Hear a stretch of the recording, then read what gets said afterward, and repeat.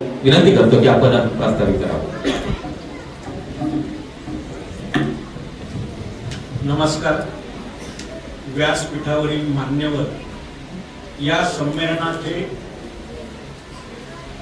अध्यक्ष आदरणीय सूर्यकांत सराफ, संस्थेचे अध्यक्ष माधव राजगुरू, ज्यांनी हे संयोजन केलं संमेलनाचं ते आमचे परममित्र शिवाजीराव सारथ। माफ करा, सगळ्यांचा नामोल्लेख करत नाही, लेंडे साहेब, फार उशीर होईल।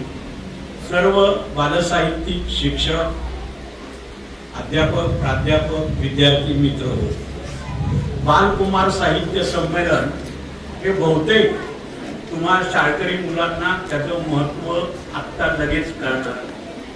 तुम्ही जसे जसे मोठे होणार, जशी तुम्ही पुस्तकं वाचत जाणार, तेव्हा तुम्हाला त्या साहित्याचं महत्त्व कळेल। संमेलन म्हणजे काय आणि साहित्य संमेलन म्हणजे काय हे तुम्हाला करायला अवकाश लागेल। पण आता तुमच्यात जर ते साहित्याचं बीज रुजवलं आम्ही, तर तुम्ही पुढे भविष्यात उत्तम वाचक, उत्तम लेखक होणार। यासाठी आमच्या संस्थेची ही खटाटोप चालल्याला प्रयत्न करतोय। अव्याहत ही संस्था 50 वर्ष काम करत आहे। 1975 साली या संस्थेची स्थापना झाली।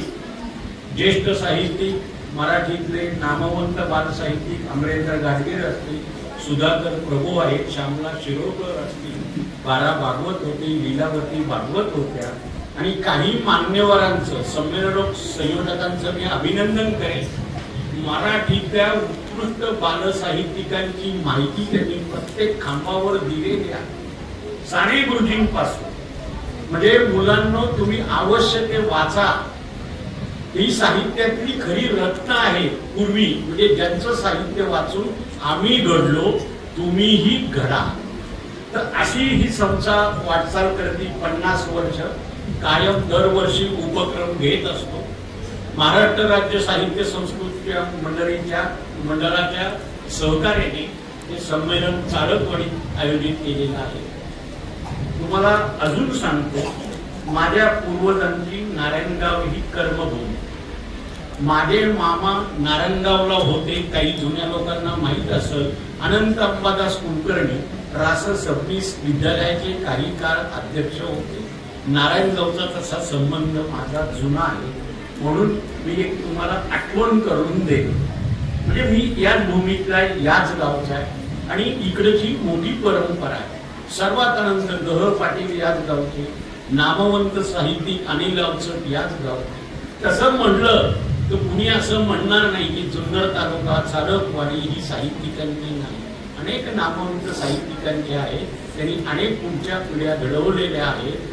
अशा गावामध्ये संमेलन होताना संस्थेच्या वतीने कार्याध्यक्ष म्हणून मला अतिशय आनंद होत आहे। या संमेलनासाठी जे शिक्षक असतील, शिक्षकेतर कर्मचारी असतील, शिक्षण अधिकारी असतील, गावातील सरपंच, जे सहकारी, ज्यांनी संमेलन घेण्यासाठी आपलं योगदान दिलेले, त्यांना मी धन्यवाद देतो। वेळा अभावी मी जास्त बोलत नाही, थांबतो। धन्यवाद।